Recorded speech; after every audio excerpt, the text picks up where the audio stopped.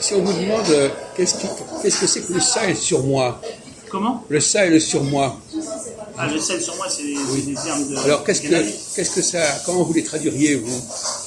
Est-ce qu'il y a une dialectique? Est-ce que ça s'oppose? Comment vous les mettez en rapport? C'est ce qui relève de l'autre, de ce qu'on n'a pas le contrôle. Et le surmoi, c'est les institutions.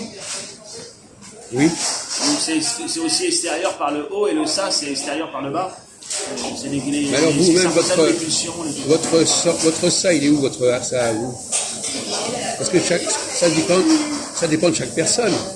Bah, le ça, on n'a pas le surmoi au même endroit pour tout le monde. Le surmoi de Jean-Luc, c'est pas forcément le surmoi de Jean-Paul. Bah, le surmoi, ça représente quelque chose d'objectif. Au extérieur, c'est les institutions, c'est l'autorité, on va dire, de toutes les sortes d'autorités qui est au-dessus. Ça peut être une autorité morale, une autorité des parents, l'autorité de l'État, de l'autorité du groupe intermédiaire. C'est l'autorité, on va dire, et le ça, c'est les pulsions, c'est les choses les mauvaises habitudes, ou les choses qui vous contraignent de l'intérieur. Oui. De l'intérieur, oui, mais par en dessous, et le surmoi, c'est de l'extérieur. Oui, on a bien compris, mais est-ce que tout le monde fonctionne de la même manière à ce sujet? Non, ça dépend. Le ça, pour certains, ça va être. Oui, voilà ce que ça va être l'alcool, voilà. Il est alcoolique, l'autre, ça va être une femme, l'autre, ça va être, je sais pas. Oui, il y a différentes choses. Alors, est-ce que... Mais le surmoi, c'est l'autorité pour tout le monde, je pense. Non, le surmoi, non, le ça, c'est ce qu'on ne contrôle pas, et le surmoi, c'est ce qu'on contrôle. Et donc, là aussi, il y a des gens qui se... On contrôle surtout le moi, on essaie de contrôler le moi. Non. Par exemple, vous parlez de prenons la parole, par exemple, la parole, parler. Il y a des gens qui ne contrôlent pas leurs propos, et d'autres qui contrôlent. Il y a des gens qui font attention à ce qu'ils disent, et d'autres personnes qui ne font pas attention à ce qu'elles disent. Ouais. Bon, donc, c'est pas uniquement les institutions. Avoir un surmoi dans le domaine de la parole, ça veut dire quoi? Par exemple, vous avez un surmoi au niveau de la parole. Vous faites attention à ne pas dire n'importe quoi. Vous vous renseignez, vous avez une instruction. Ouais, j'essaie, mais je suis pas... Des fois, je dois dire quelques conneries quand même.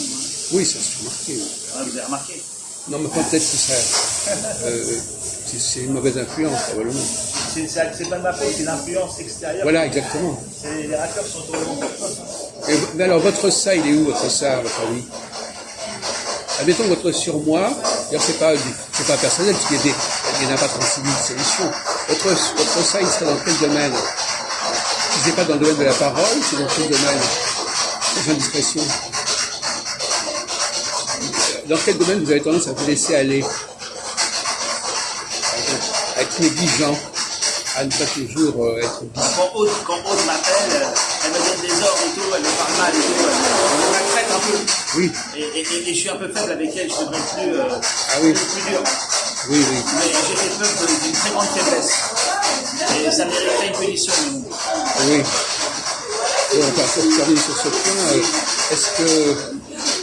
Bon, moi j'ai une théorie sur laquelle ça dépend des sens. Ouais. Il y a le ça, il y a le sens, il y a la vue, il y a l'ouïe, il y a l'odorat, il y a le goût et le toucher.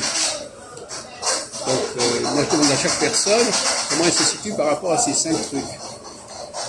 Alors par exemple, le toucher, est-ce que vous avez un surmoi? Est-ce qu'au niveau du toucher, vous êtes très surmoïque ou très saillique? Vous êtes plutôt quelqu'un qui se contrôle trop au niveau du toucher, au contraire qui a parfois une capacité à se relâcher. Voilà, c'est ça. Pas trop tactile, oui. Pas comme Blondin là qui vient toujours toucher, même si c'est pas, il n'est pas tactile. Il n'est pas tactile, Jean-Luc. Nous les Occidentaux, oui, c'est une sorte de gitan Blondin quand même. Il a une origine. Nous les Occidentaux ici, là, les Européens, surtout du centre ou de l'ouest ou du nord, on n'est pas trop tactile. Oui, mais par exemple le viol, c'est tactile le viol. Ah oui, c'est pas mieux, hein, le viol c'est pas... Donc il y a aussi les Occidentaux qui violent, il n'y a pas que... Ah non, oui, non, mais tactile dans le sens du comportement habituel.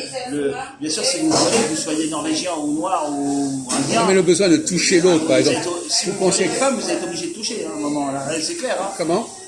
Que vous soyez de n'importe quelle race, si vous violez une femme, il va falloir la toucher. Hein. Non, mais même sans violer. Pas besoin d'aller jusqu'au viol.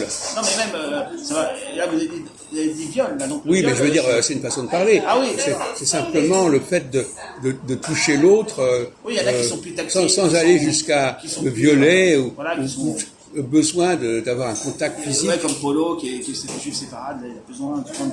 Oui, oui. Voilà, mais vous êtes juif, alors vous n'avez pas besoin, vous êtes un juif occidental, ça se voit, vous n'avez pas besoin de toucher toujours. Bon, écoutez... Comme le Polonais qui est un Ashkénaze. Vous n'êtes pas Ashkénaze, mais vous êtes quand même pas, vous êtes encore différent. Vous êtes un juif du pape, c'est ça, du sang. Oui, enfin, on ne va pas rentrer dans trop de discussions à ce sujet, mais par contre, si on prend par exemple